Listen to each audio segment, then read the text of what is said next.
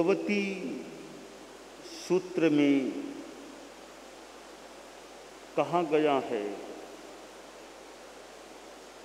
Urea वहियम ऋणम भन्ते कम्मम किम नेर इओ बंधई तिरिख जोणिओ बंधई तिरिख जोणिनी बंधई मनुष्यो बंधई मनुष्य बंधई देवो बंधई देवी बंधई गोयमा नो नेर इओ बंधई। दो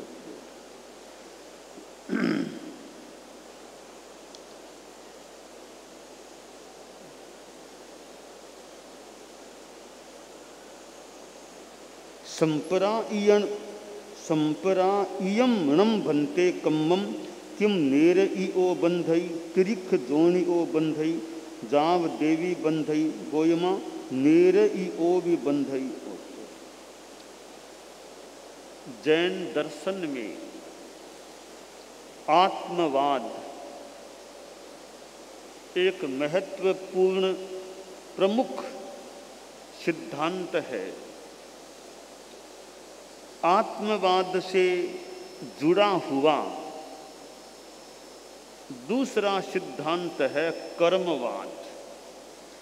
ये आत्मवाद और कर्मवाद अध्यात्म के संदर्भ में ये दो महान स्तंभ हैं जैन दर्शन के। आत्मा के बारे में सुंदर यानी विस्तृत विवेचन जैन आगमों में भी प्राप्त होता है।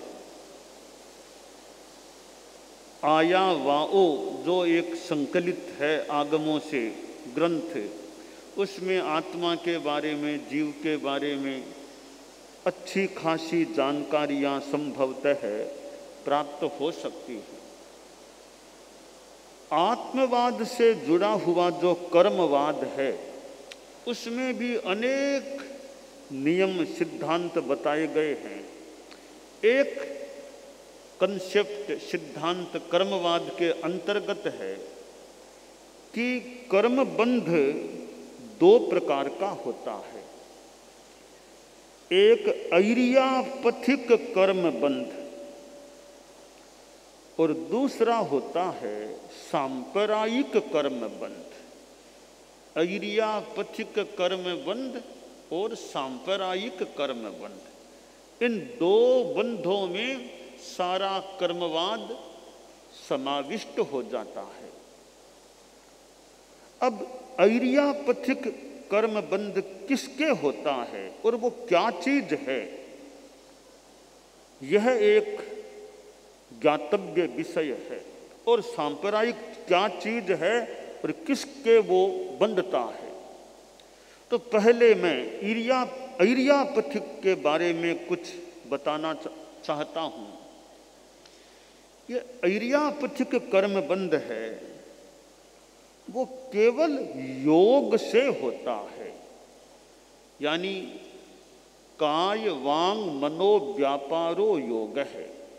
शरीर वाणी और मन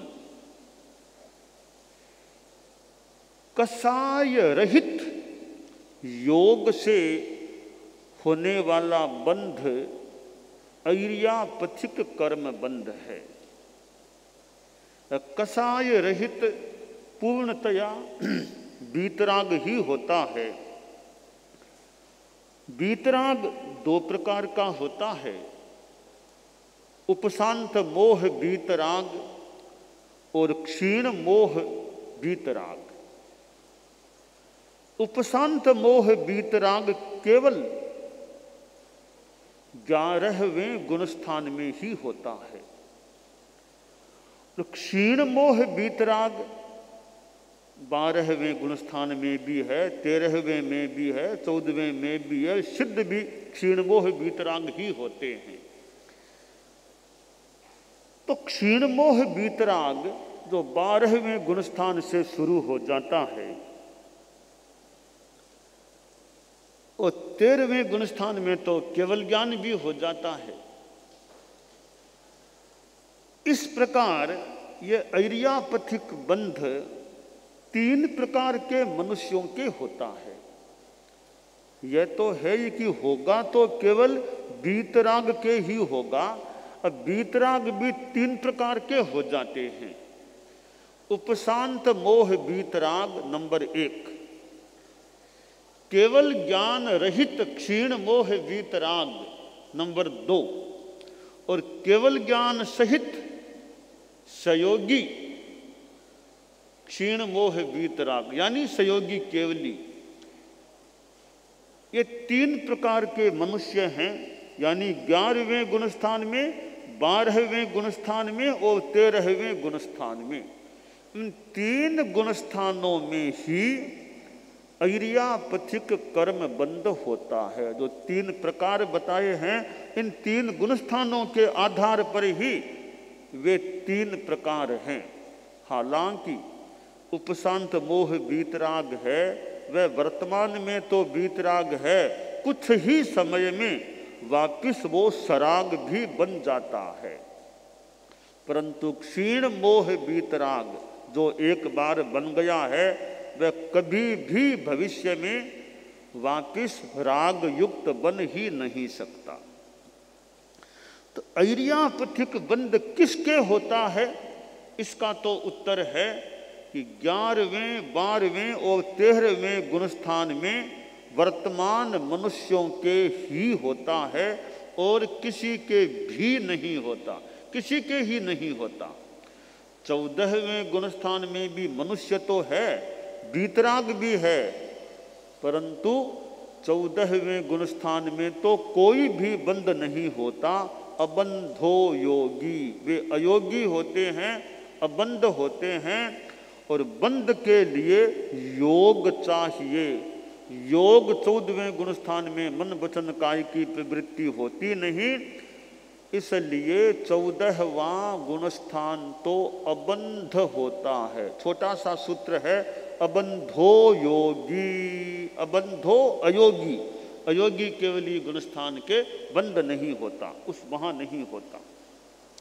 अब 3 गुणस्थानों में ऐरियापथिक कर्म बंद होता है, और वह जो होता है उसमें कषाय का योग बिल्कुल भी नहीं होता।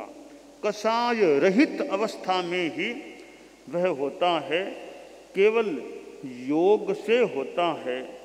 तो यह ऐरियापथिक के बारे में संक्षिप्त जानकारी है कि ऐरियापथिक बंध का हेतु केवल योग है, मन वचन काया की प्रवृत्ति है, और उससे बंद होगा वो इतना हल्का होता है। पहली बात तो है केवल 7 वेदनीय का ही बंद होगा।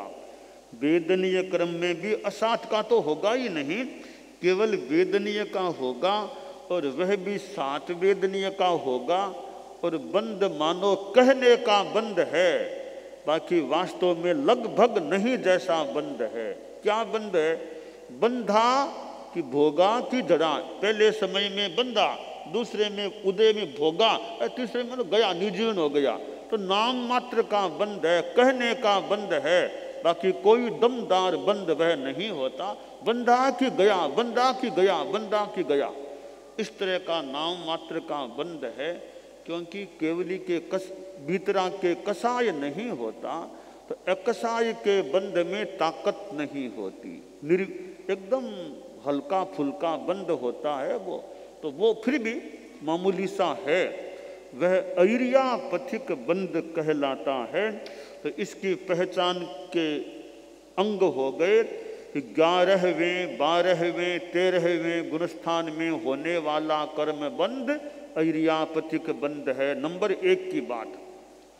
नंबर 2 की बात है कि ऐरियापथिक बंध कषाय रहित अवस्था वाले मन वचन काय की प्रवृत्ति से होता है, सकषाय अवस्था में नहीं हो सकता। तीसरी बात है कि ऐरियापथिक बंध केवल वेदनीय कर्म का, उसमें भी केवल 7 वेदनीय का ही होता है। नंबर 4 की बात है कि ऐरियापतिक बंध बहुत ही नाम मात्र होता है। बंदा भोगा धरा, बंदा एक समय बंदा, दूसरे में भोगा, तीसरे में मानो निर्जीर्ण अवस्था में है। तो यह 4 बातों वाला यह ऐरियापतिक बंध है। अब दूसरी बात है सांप्रदायिक बंध क्या होता है। सांप्रदायिक बंध पहले से 10वें गुणस्थान तक के जीवों के जो होता है, यानी सहकसाय अवस्था में होने वाला बंध सांप्रदायिक बंध है। तो यह जो सांप्रदायिक बंध है उसका मुख्य एक योगदान इसमें कसाय का होता है। तो कसाय मुख्य हेतु है और सांप्रदायिक बंध में 8 कर्मों का ही बंध सांप्रदायिक बंध होता है। और 11वें 12वें 13वें गुणस्थान के सिवाय अन्य जो सामान्य मनुष्य हैं, 14वें में तो होता ही नहीं है, सिद्धों के तो होता ही नहीं है, बाकी सारे जीवों के यह सांप्रदायिक बंध होता है। तो सांप्रदायिक बंध का बहुत बड़ा जगत है। नैरिक हो, देव हो, देवियाँ हो, मनुष्य हो, मनुष्यनियाँ हो, त्रियंच हो, त्रियंचनियाँ हो, स्थावर हो, त्रस हो, पर्याप्ता हो, अपर्याप्ता हो, सारा ये संसार जो है बस थोड़े 11वें 12वें 13वें गुणस्थान को छोड़ दें, 14वें में होता ही नहीं, सिद्धों के होता नहीं। बाकी सब जीवों के जो कर्म बंध होता है वह सांप्रदायिक बंध होता है। सकसाय अवस्था में होने वाला बंध सांप्रदायिक है। मैं थोड़ी सरलता से और संक्षेप रूप में ऐरियापतिक और सांप्रदायिक की परिभाषा बताना चाहता हूँ, बहुत संक्षेप में स्पष्ट हो जाए। वो यह है, सकसाय अवस्था में होने वाला कर्म बंध सांप्रदायिक बंध है। एकसाय अवस्था में होने वाला बंध ऐरियापतिक बंध है। इतने से संक्षेप में आप लोग स्पष्ट ग्रहण कर सकते हैं, कर सकें तो, कि सकसाय अवस्था में होने वाला बंध सांप्रदायिक बंध, एकसाय अवस्था में होने वाला बंध ऐरियापतिक बंध। यह संक्षेप में यह विभाजन इस प्रकार दोनों बंधों का हो सकता है।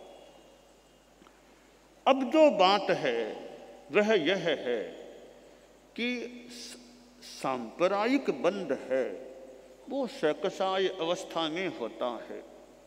अब यह जो सांप्रदायिक अवस्था में बंध होता है, वैसे बंध के 4 भेद हैं, प्रकृति, स्थिति, अनुभाग, प्रदेश। तो इन चारों में प्रकृति और प्रदेश, इन 2 का संबंध योग से है। स्थिति और अनुभाग, इन 2 का संबंध कसाय से है। सकसाई के ही होगा सांप्रदायिक बंध। इस बंध में भी कर्म की स्थिति कितनी और कर्म का अनुभाग विपाक कैसा, वो संबंध कसाय के साथ है। प्रकृति और प्रदेश का संबंध योग के साथ। तो प्रकृति प्रदेश योग से संबंधित है, स्थिति और अनुभाग कसाय से संबंधित हैं। तो यह जो बंध होता है, यह जो संसार में परिभ्रमण हो रहा है, जन्म मरण, इसका जिम्मेवार सांप्रदायिक बंध ही है। ऐरियापतिक बंध की कोई जिम्मेवारी इसमें नहीं है, कोई योगदान नहीं है। संसार का जन्म मरण के रूप में जो परिभ्रमण होता है जीवों का, इस परिभ्रमण में सांप्रदायिक बंध ही मानो जिम्मेवार होता है। तो हमें ध्यान यह देना चाहिए कि ऐरियापतिक बंध की अवस्था तो मान लें अभी संभव नहीं या मुश्किल जो भी है, यानी वीतराग अवस्था तो पूर्णतया भी है नहीं, परंतु सांप्रदायिक बंध भी मेरे पाप कर्म का ज्यादा न हो, यह प्रयास हम रख सकते हैं। कैसे प्रयास रखें कि क्योंकि सांप्रदायिक बंध की मूल प्राणवत्ता वो कसाय है। सांप्रदायिक बंध का मूल तत्व कसाय है। हम कसाय को जितना पतला कर सकें, इसका मतलब सांप्रदायिक बंध को हम कमजोर बना रहे हैं। तो कसाय हमारा शांत रहे। उस कसाय में गुस्सा, आक्रोश, आवेश वो हमारा शांत रहेगी। कोई स्थिति में प्रयास यह रखें तेजी न आए, आवेश न आए, शांति रखें, समता भाव रखें। कोई कुछ भी हमारे पास है अहंकार न करें। ठीक है, कुछ मिला हुआ है, पुण्य का योग हो, क्षयोपशम का योग जो भी है, इसका घमंड का भाव हमारे मन में न आए, यह प्रयास रखें जितना हो सके। माया, छलना, वंचना, धोखाधड़ी यह किसी से न करें, ठगी न करें। मन में हृदयता, सरलता रखें। बात कह रहे हैं भी सरलता से बात रखें। मन में कुछ है, वाणी में कुछ है, ऐसा नहीं, विषमवाद नहीं हो। सरलता, जो कहा जा रहा है वो मन से कहा जाए, केवल दिखावे के लिए कि कह दूंगा यार करूंगा बाद में, ऐसे ऐसा नहीं। तो सरलता रहेगी। सांप्रदायिक बंध को मानो पाप के रूप में न बंधने की ओर आगे बढ़ना पड़ सकेगा। इसी प्रकार लोभ की चेतना कमजोर पड़े, या लालसा, तृष्णा, आकांक्षा वो अल्पीकरण की तरफ जाए, अल्प हो जाए, कम हो जाए। जो कुछ है उसमें संतुष्ट हैं, बस ठीक है, बस शांत, जो मिल गया उसमें संतुष्ट हैं। ज़्यादा आकांक्षा नहीं कि ये वांट, जितनी आकांक्षा बढ़ती है आज आदमी के, देखिए जितनी ज़्यादा वांट और चाह, और लाओ, और चाहिए, वो चाहिए, वो चाहिए, ये चाह कम हो जाए, चाह कम हो जाए तो शांति की राह मानो बन गई। चाह कम करें। अब सुविधा मान लो आदमी को, मुझे तो वो चाहिए, और बढ़िया चाहिए, और बढ़िया चाहिए, यह बढ़िया बढ़िया बढ़िया भी आखिर शरीर जीवन को चलाना है। खाने को रोटी मिल रही है, साग मिल गया, दाल भात मिल गया, सामान्य अपेक्षा पूर्ति हो गई, पहनने को कपड़ा मिल गया, रहने को मकान मिल गया। अब बढ़िया बढ़िया बढ़िया, आखिर रहना तो शरीर को ही है, जीवन ही तो चलाना है। जो मिला उसमें संतोष रखो। ज़्यादा बस वांट और नीड, नीड की पूर्ति करना एक बात है, वांट की पूर्ति करना अलग बात है। हम नीड की तो पूर्ति करने का मानो जीवन है तो प्रयास कर सकते हैं, वांट की पूर्ति की तरफ ज़्यादा न बढ़े। तो ये वांट और नीड ये दिमाग में हमारे रहेगी। अपेक्षा जो है, मुझे सर्दी लग रही है, ठीक है, गर्म कपड़ा चाहिए, ले लिया, एक दो गर्म कपड़े मिल गए, ठंड लगनी बंद हो गई। अब क्या बढ़िया लाओ, बढ़िया बढ़िया, क्या बस गर्मी सर्दी नहीं लग रही है और मुझे क्या चाहिए। यूँ आदमी सोचे, रहने को मुझे 2-3-4 कमरे मिल गए, आदमी का परिवार रह सकता है, और बढ़िया बढ़िया बंगला, क्या बस रहने का अच्छा जीवन चल रहा है, और क्यों रखूं। तो यावत ब्रियेत जठरम तावत सत्वम ही देहिनाम आश्रय अधिकम यो भी मन्येत सैस्तेनो बदमरहति। संस्कृत साहित्य में जो ग्रंथ में जो भी कहा गया है कि जितने से तुम्हारा पेट भर जाए, यह जो श्लोक है कोई प्राचीन श्लोक हो सकता है, जितने से पेट भर जाए उतना तो रखना मान लो आदमी का अधिकार है। पेट भरने का मतलब आवश्यकताओं की पूर्ति हो जाए, उतना पैसा रखना तो एक गृहस्थ के लिए मान ले सामान्य बात है। पर कवि ने इतनी कड़ी बात कह दी आगे, अधिकम यो भी मन्येत सैस्तेनो बदमरहति, कि आवश्यकता से ज्यादा कोई संग्रह करता है तो कवि ने कह दिया वह तो चोर आदमी है, चोर है वह, तो उसकी पिटाई होनी चाहिए, चोर आदमी है वह। अर्थात कि वांट और नीड, जो नीड है, आवश्यकता है, उतना तुम रखो, यह बुरी बात नहीं है। और ज्यादा वो संग्रह संग्रह संग्रह करते हो तो वो गलत है, अनावश्यक परिग्रह संग्रह है, फिर जो आसक्ति मोह है वो त्याज्य है। तो ये भगवती सूत्र में तो सांप्रदायिक बंध की बात आई है, एरियाफिटिक बंध की बात आई है, जो तो तात्विक बात है। हम इसको व्यावहारिक रूप में देखें कि सांप्रदायिक बंध, मेरे कसाई से जो बंध होने की जो बात है सांप्रदायिक बंध में, मैं कसाई को कम कर दूं, इसका मतलब सांप्रदायिक बंध मेरा इस माने में कमजोर पड़ सकेगा।